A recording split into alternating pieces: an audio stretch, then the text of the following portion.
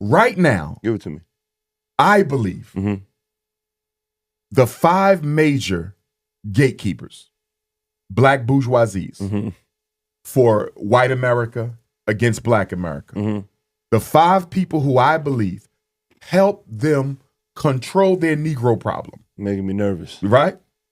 Reverend Al Sharpton, hands down. I kind of believe, I'll give you that. That don't mean he ain't done some good things. Okay. Ben Crump, Attorney Crump. I'll do some research on him. Who's he an attorney for?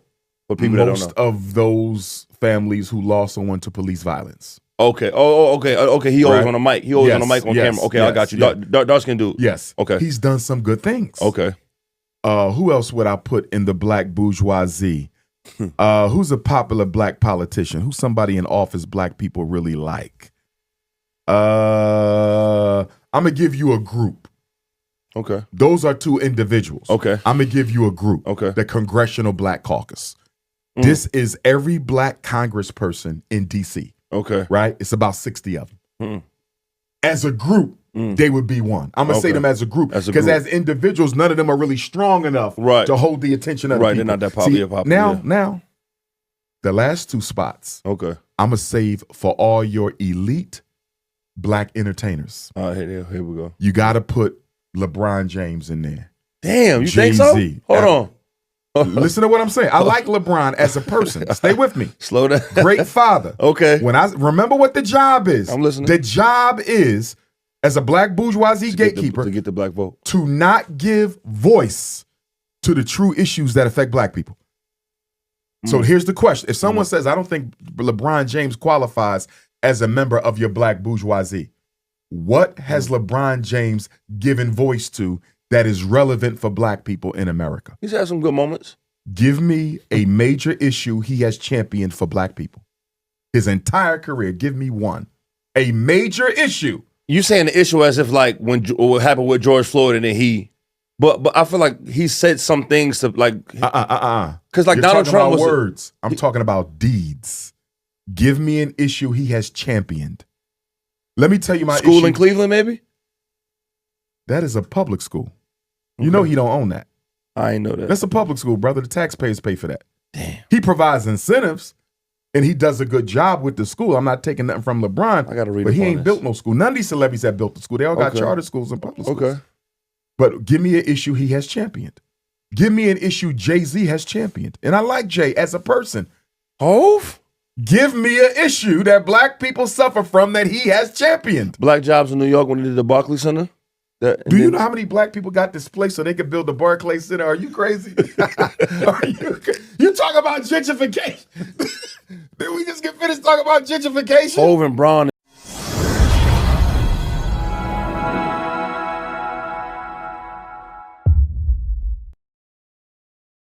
They say if you want to finish a black person, use a black person to finish a black person. And that is the main reason as to why the colonialists were so quick to conquer us back in Africa. It was so easy for them to colonize us because they used a system of divide and rule. And that is the same system that the white man is still using up to date to divide, all right? To divide the white people and the black people. For the white person, all right, to make sure that the black people, they stay at a relaxed state. They cannot reason or they cannot the correct word is they cannot revolt or they cannot fight back, is because they are dividing the black community. They are using some of these people that the big people, I can call the big people or the elites in the black community, so that they can make sure they keep their fellow black folks at a relaxed state. They cannot stand up for a revolution. And these people, Dr. Umar Johnson has referred to them as black bourgeois.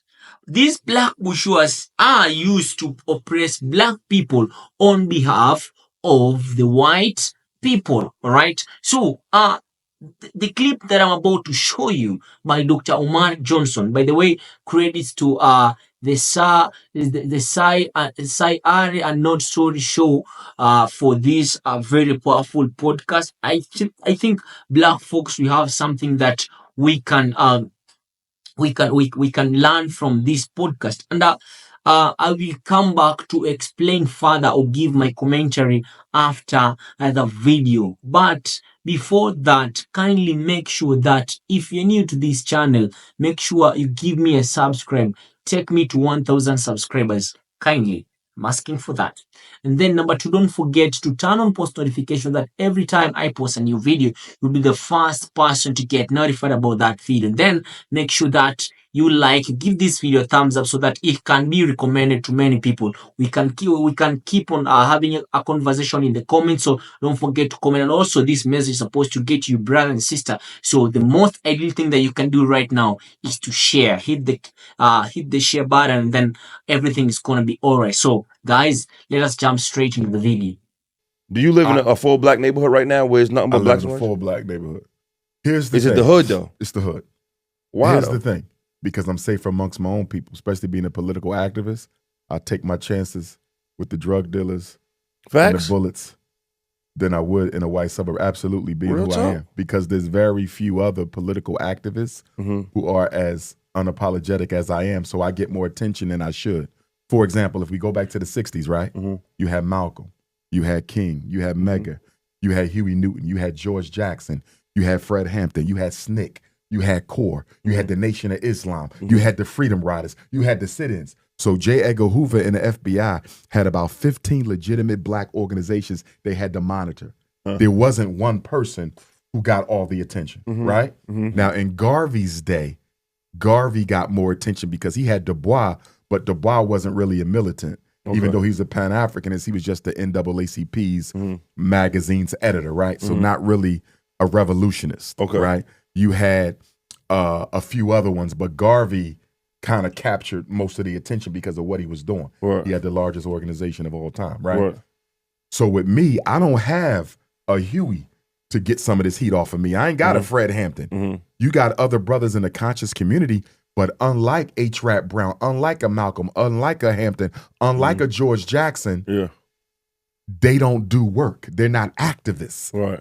Everybody I just named was an activist. You have a whole bunch of YouTubians, right? Right. They give you content. But are they in the streets fighting against homelessness? Are they in the streets fighting against police brutality? You see what I'm saying? Right. Like, so I think I get too much attention. I wish I had more brothers in the streets because it would allow me to move a little more freely. Right. You know what I'm saying? But I don't have that. So with that being said, I feel much safer amongst my own people. And you always gonna do that. You never gonna go get a crib somewhere, because I'm not saying you aiming to get around whites. That wasn't my goal. My goal was just to get. I've lived in a mixed community before. Okay. So You so you prefer that? You like? I prefer the hood. I'm safer in the hood. Word? Because God forbid if something kick off, them brothers on the corner are going to be the ones to fight for Dr. Umar. They'll fight with Dr. Umar. That's why I don't demonize the brothers on the corner.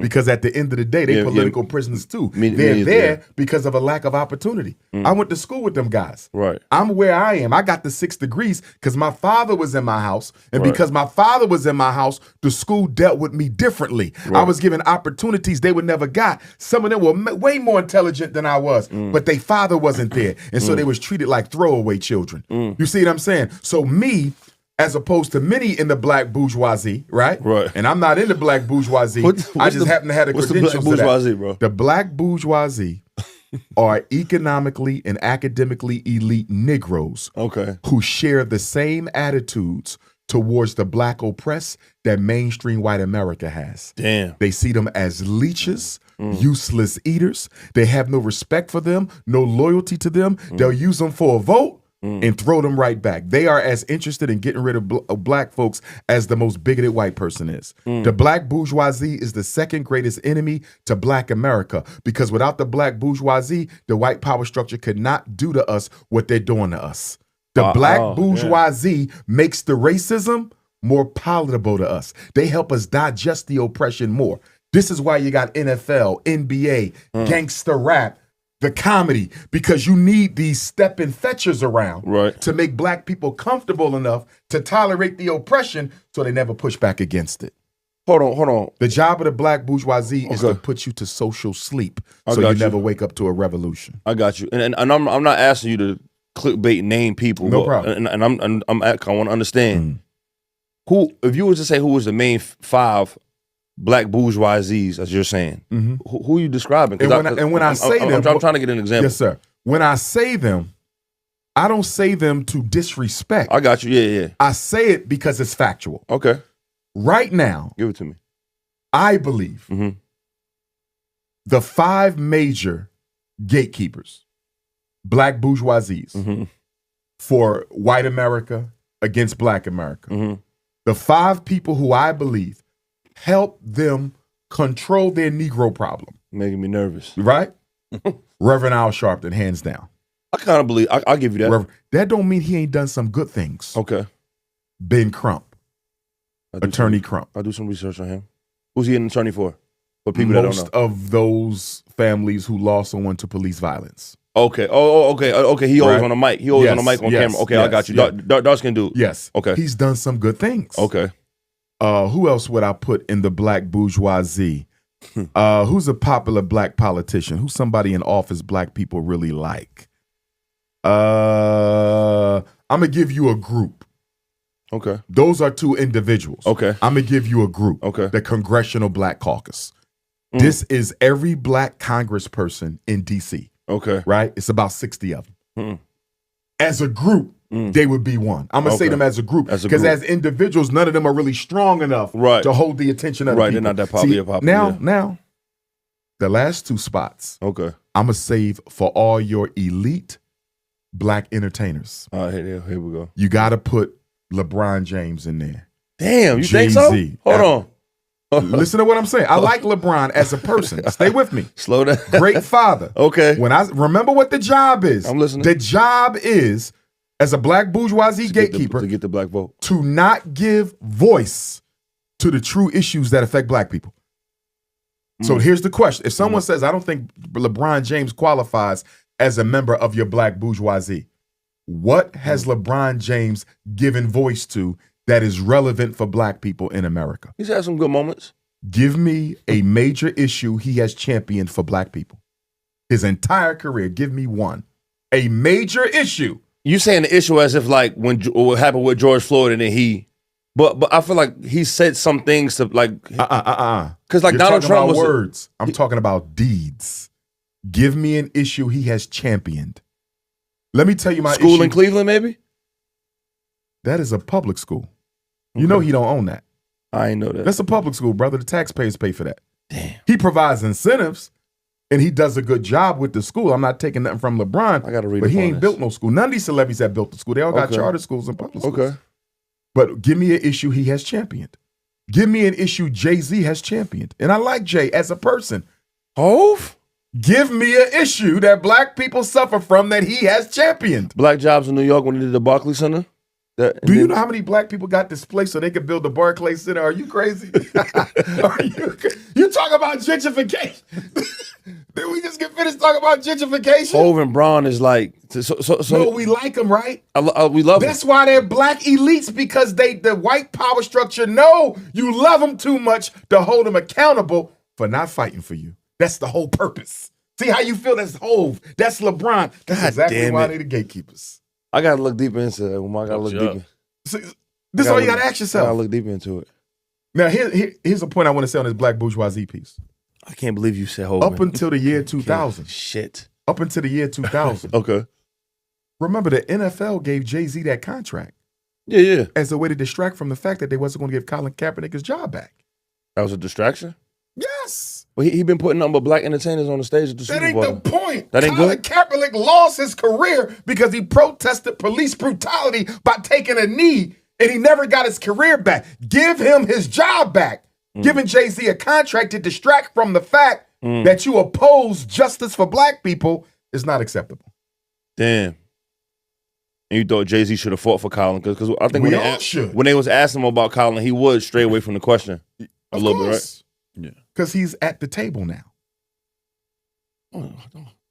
Hove, man. Look. Here's what y'all need Jay-Z, to get, bro. Since the year 2000, right, the black bourgeoisie was all academic and economic. Okay. right? Okay. Now the black bourgeoisie is mostly entertainers and athletes. Why?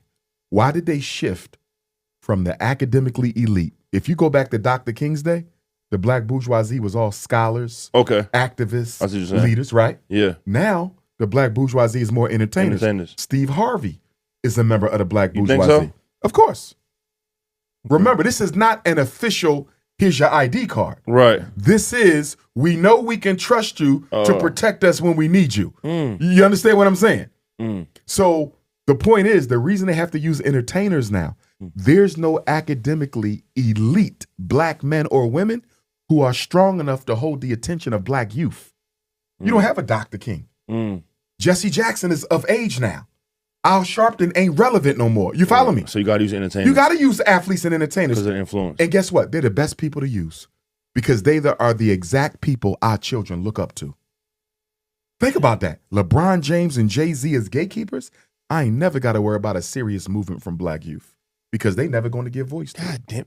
So you telling me I'm not saying they don't care about their Are they people. having a conversation with them to create this? Occasionally. No, they don't have to. It's unspoken. Power is felt. It doesn't have to be spoken. You know by virtue of that NFL contract, there's certain things you're not going to do. LeBron James, you know by virtue of what you represent in the NBA, that is certain things you're never going to speak to. Okay. That's why LeBron James started a movement for voter suppression.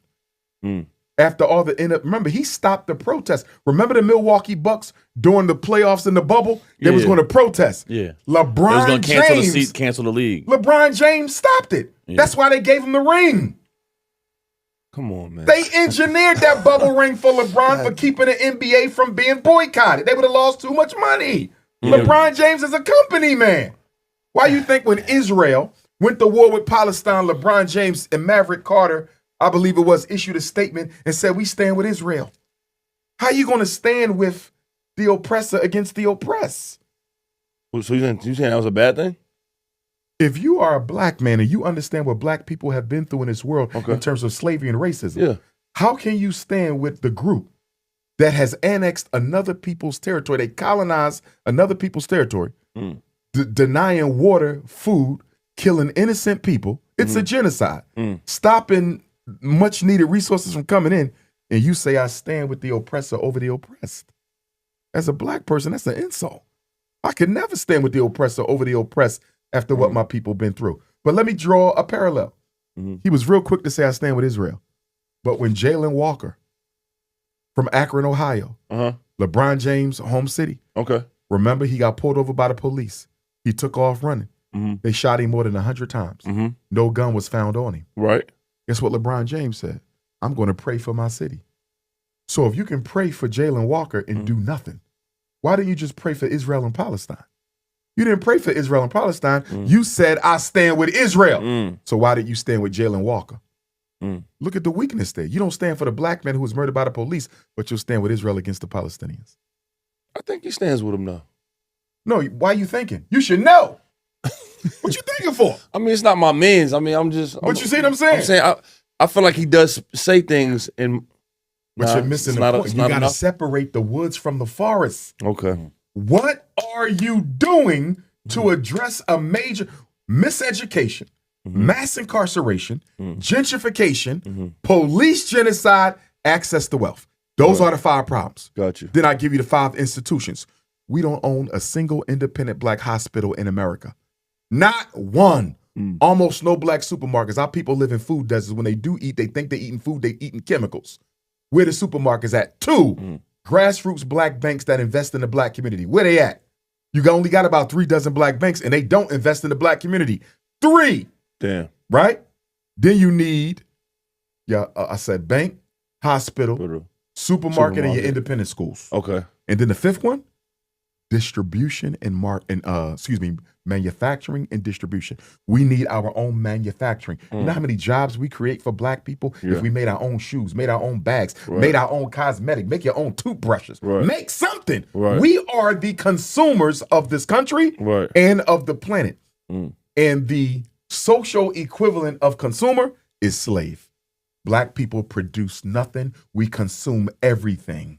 God damn. And a people who produces nothing and consume everything can easily be exterminated.